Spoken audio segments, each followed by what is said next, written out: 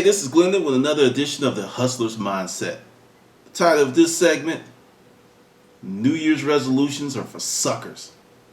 It's that time of year, holiday cheer, lights, little kids in the aisleways saying, Mommy, Daddy, I want this, I want that. Parents pulling out their hair. It's a fun time of the year if you're a kid. Parents, not so much. Okay, I'm Scrooge. I absolutely positively do not have the Christmas spirit whatsoever. I don't know. I walk around, I see lights, and it's just not in me this year. I just don't feel it. I don't know. Maybe because I've been doing good stuff most of the year. Maybe I'm just kind of immune to it. But it is also that time of year that people take time out to say, hey, 2012's just around the corner. I'm going to work on my New Year's resolutions. I have not made a New Year's resolutions in 12, 14, 15. It's been a decade and a half. And this is the deal. If you have a problem, you have a situation, you have a goal, there's something you want to do with your life, what are you waiting on? What's this point in waiting until, hey, New Year's, I'm going to do it? Because you get into it and there's like, you're strong, you're just stroking it out. You're stroking it out. And then all of a sudden, you lose your erection. You're impotent. Ain't nothing happening. And you didn't even get the cup. That's the deal with New Year's resolutions. So do not do it to yourself. Get in the habit of being a hustler. Use that word. A lot of people are like, hustler, that's a bad thing. No, a hustler is a person who exploits an opportunity. Having issues, having a situation is just an opportunity for you to better yourself. There's no point in waiting until some arbitrary date comes around to better yourself. If you're waiting on getting some money at a certain point, you got a settlement coming, that's one thing. But it's just going, it's a little bit after Thanksgiving, but I'm going to wait till 2012 to facilitate these changes that I need to facilitate to make my life better. That's why I say New Year's resolutions are for suckers. First, they're half-hearted. There's no real energy and enthusiasm behind the goals. There's nothing. It's just like, I need to do it. Why do you need to do it? When you figure out the why, and there's a strong enough why, it'll happen. As long as it's kind of like lukewarm, it's not going to happen. Because, I was just telling a friend, I don't have lukewarm friendships. I don't have lukewarm relationships.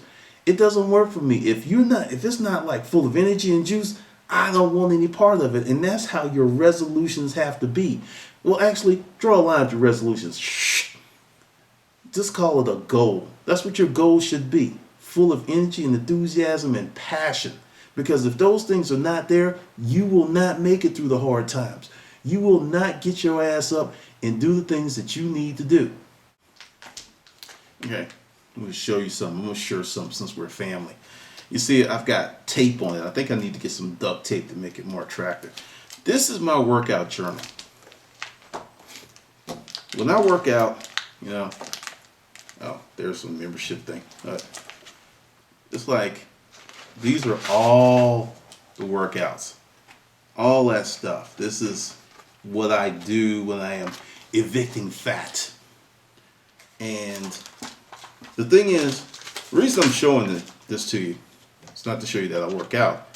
It's, you could really give a rat's ass if I work out. That's my thing. The reason I'm showing it to you is when you have a goal or a desire, you have to chart your process. You have to take data. You have to look at it, because I can go in this book and the week of such and such, why didn't I work out? It's in there. I was sick. I had injured myself or something like that. I know why. Did this workout go really well? Was it full of energy? Yes. Was this a good? I have all that stuff. And I'm still a large chubby dude, but I'm a chubby dude with muscle. Because when they have this thing in the gym where you put your hands on it and it does your fat thing, I've changed my fat percentage 12%. I've reduced it by 12% this year, and we'll see what happens with the new program that I start, because charting the progress, here it is. I don't know if you can see it, but it's like that. Week 1. This is the beginning of a new workout, the beginning of a new phase, because you got to change it up. And that's what you have to do with your goals. Forget this nonsense of having a New Year's resolution. Have a plan on working on your life and improving it as often as you can. I'm not going to say every day. Every day you don't feel like getting up and doing something. Every day is not the day. But every week, you got to make it happen. Every week you've got to do something to move forward. Because if you don't, you'll stay in the same place. I joined this gym a few months ago, and I'm not bragging. Understand, I'm not bragging, because actually I don't need to do this anymore because I actually have to crank it down. But I went from benching like 225 to I'm at 315 for 3 reps. I can do behind the shoulder press 185 for 3 reps. I could probably do 220, 2 something. But I'm cranking it down and going for reps and form because, as one of the trainers said, that's just way too heavy for you to be losing weight. It's not going to happen. And I've noticed he was right. But the whole point is you have to have a certain level of progression, because what's going to happen is you're going to stay in the same place. You're going to be like that little dude who keeps bitching 225 for 5, 6, 7, 8 years. This is the thing. If you are a healthy male, regardless of your height has nothing to do with it, and if you were to seriously work out and eat properly and rest, you should be between 275 and 300, body weight of 185 to 2 something. If you worked out on the program of progression, that's where you should be. But most people are not on the program of progression. It's like, I'm going to do this, I'm going to do this. And really, you know what? Honestly, there is no program. Something I see in the gym a lot. There is no program. And that's what's going to happen to you in your life if you don't start working on yourself when you need to work on yourself and letting this notion of New Year's resolutions go. You have to do the hard work of building yourself up. Because I got this question the other day, and it's like, you're an entrepreneur, and what really got you over the hump? Being poor is what got me over the hump. Growing up in an environment of lack, not having the things that I wanted, not being able to do what I wanted to do, not being able to go to places I wanted to go, not having the clothes that I wanted, that gave me a tank full of motivation. I'm talking buku motivation. And when I talk to a lot of my friends who started their own businesses, it's funny. It's like you run across a lot of guys that grew up like that. Because one of my mentors is about 30 years older than me. And he grew up in what he termed abject poverty. Because I was telling him, because I grew up in a house that didn't have running water until I was 11. I remember when they put it in. And he was just telling me about the stuff that, I had it good compared to him, because we did have a hydrant that, it was just outside, and then I didn't have to go that far. He had to go down the hill, around the bush, to the river to get water, bring it up in a bucket to the house. I was just like, wow. And he's like, and his parents did not have running water in the house until he became successful, bought them a house, and moved them closer to him. He's like, that's when they got the creature comforts of modern living. Up until that point, they were still doing it the old-fashioned way.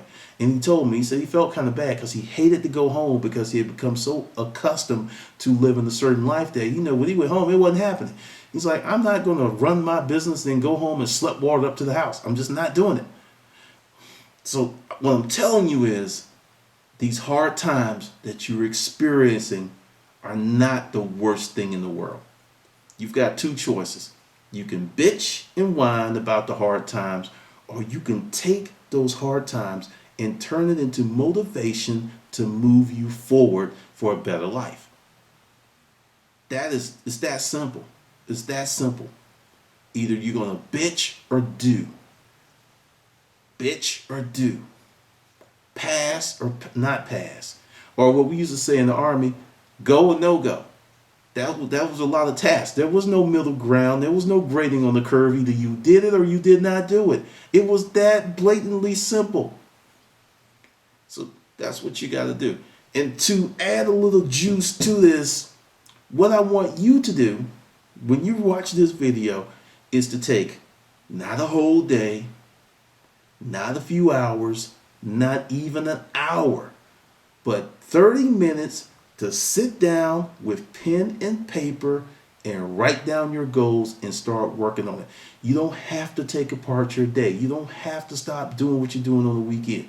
Just take a few minutes out of your day to come up with a plan to help improve your life. All right, this is Glendon, and that's your segment of the Hustler's Mindset.